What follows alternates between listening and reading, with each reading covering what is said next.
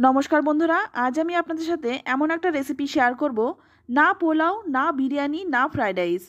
খুব সিম্পল আর বানানোর পদ্ধতি তো একদমই সহজ। দেখতে যেমন সুন্দর, খেতে হয় অত্যন্ত সুস্বাদু। চলুন তাহলে দেখে নেওয়া যাক। প্রথমেই এখানে আমি 2 গ্লাস গোবিন্দভোগ চাল নিয়ে নিলাম। চালের পরিমাণটা কিন্তু অবশ্যই যে কোনো পাত্র মেপে নেবেন, এতে করে রান্নাটা করতেও সুবিধা হবে। এই শীতের দিনে কিন্তু বাড়িতে সকলেরই পোলাও, ফ্রাইড রাইস, বিরিয়ানি অনেক কিছুই হয়ে থাকে।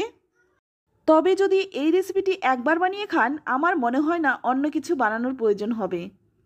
খেতে ভীষণই সুস্বাদু। এবার চালটাকে 4-5 বার জল পাল্টে পাল্টে ভালো করে ধুয়ে নেব। তো দেখুন চালটা ধুয়ে নিয়েছি। চালের মধ্যে কিন্তু একটুকু জল রাখিনি, সম্পূর্ণ জলটা ঝরিয়ে এইভাবেই কিন্তু রেখে দেব 20 থেকে 25 মিনিট। এটা ভিজতে ভিজতে আমি কিছু সবজি কেটে নেব। তো এখানে দেখুন আমি নিয়েছি capsicum, yellow bell pepper, red bell pepper, আর নিয়েছি বিনস আর গাজর। তো এখানে সবজিগুলো আমি যেই সবজি নিয়েছি সেটাই যে নিতে হবে তেমনটা নয়, আপনারা আপনাদের পছন্দ মতো বাদ দিয়ে বা যোগ করেও নিতে পারেন।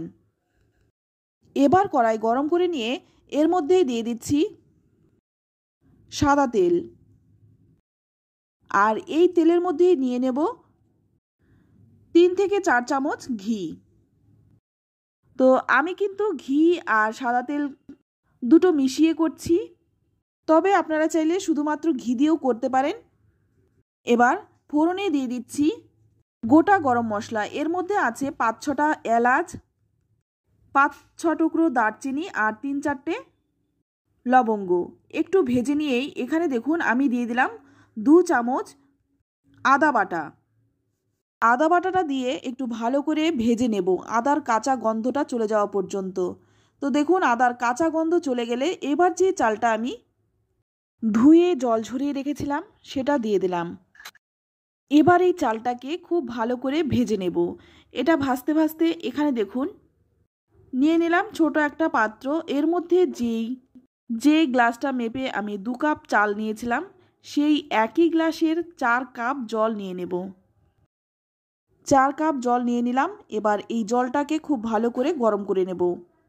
জলটা অপর দিকে গরম করে নিচ্ছি। এদিকে দেখুন চালটাও কিন্তু খুব ভালো করে ভাজতে হবে। তো চাল ভাজতে ভাজতে এর মধ্যে দিয়ে দিচ্ছি স্বাদ মতো লবণ। লবণটা দিয়ে ভালো করে নেড়েচেড়ে মিশিয়ে নেব। আর এই চালটা কিন্তু খুব ভালো করে ভেজে নিতে হবে। চাল যদি ভালো করে ভাজা হয় আর এটা কিন্তু পুরো ঝরঝরে হবে। তো এবার এর মধ্যে দিয়ে দিচ্ছি 4 চামচ চিনি। এটা খেতে একটু মিষ্টি মিষ্টি হয়। চিনিটা দিয়েও কিন্তু ভালো করে মিশিয়ে নেব। এবার এখানে দিয়ে দিচ্ছি কয়েকটা কিশমিশ। তবে কিশমিশটা কিন্তু পুরোপুরি অপশনাল, নাও দিতে পারেন। তো চালটা দেখুন খুব ভালো করে ভাজা হয়ে গেছে, এর থেকে বেশি ভাজবার প্রয়োজন নেই। এদিকে দেখুন জলটা খুব ভালো করে ফুটে উঠেছে। এই ফুটন্ত জলটাই কিন্তু দিতে হবে। ঠান্ডা জল একদমই দিতে যাবেন না, নইলে কিন্তু ঝরঝরে হবে না। আর এটা যদি ঝরঝরে না হয় খেতেও ভালো লাগবে না। তো জলটা দিয়ে কিন্তু খুব ভালো করে নেড়েচেড়ে নিতে হবে। তারপর খোলা অবস্থায় 2 থেকে 3 মিনিট এইরকম ফুটিয়ে নেব। যখন দেখবেন চালটা এই অবস্থায়, তখন গ্যাসের আঁচটা লো টু মিডিয়ামে রেখে 5 মিনিট রেখে দেব। এবার অপর দিকে একটা কড়াইয়ের মধ্যে নিয়ে নিলাম 1 চামচ সাদা তেল আর 2 চামচ ঘি।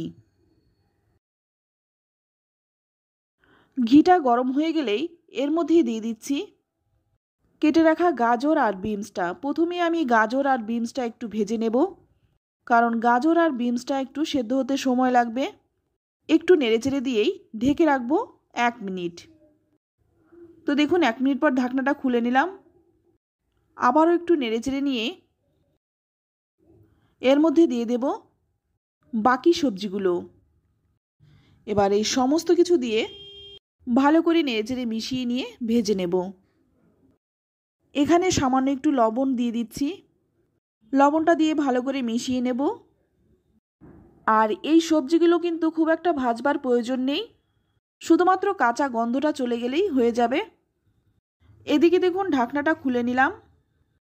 আর আর দেখুন জলটা কিন্তু একদম শুকিয়ে গেছে।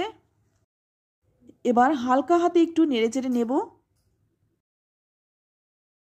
আর চালটা কিন্তু এখনও পুরোপুরি সেদ্ধ হয়নি, 80% মতো সেদ্ধ হয়েছে দেখুন।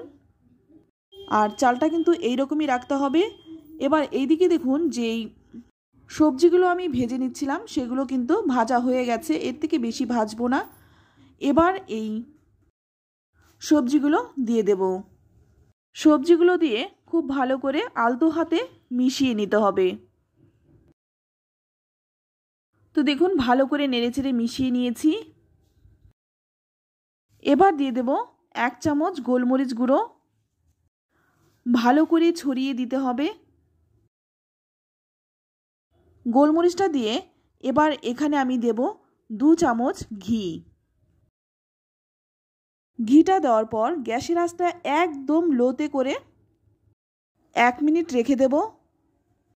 তারপর গ্যাসটা বন্ধ করে 10 থেকে 15 মিনিট স্ট্যান্ডিং টাইম রেখে হালকা হাতে একটু নেড়েচেড়ে দেব। খুব বেশি নাড়াচাড়া করা যাবে না, নইলে চালটা ভেঙে যেতে পারে। আর এখন কিন্তু রান্নাটা একদমই হয়ে গেছে। তো দেখুন একদম ঝরঝরে হয়েছে। তো এটা কিন্তু আপনারা আলুর দম, কষা মাংস যে কোনো কিছুর সাথে পরিবেশন করতে পারেন, খেতে অত্যন্ত সুস্বাদু হয়। তো রেসিপিটি কেমন লাগলো অবশ্যই কমেন্টে জানাবেন। ভালো লাগলে লাইক শেয়ার করতে একদম ভুলবেন না। আর আপনি যদি আমার চ্যানেলে নতুন হয়ে থাকেন চ্যানেলটা সাবস্ক্রাইব করে নেওয়ার অনুরোধ রইল। আজ এই পর্যন্ত, আবারও দেখা হবে অন্য কোনো নতুন রেসিপিতে। ততক্ষণ সকলেই ভালো থাকবেন, সুস্থ থাকবেন আর সকলকেই ধন্যবাদ।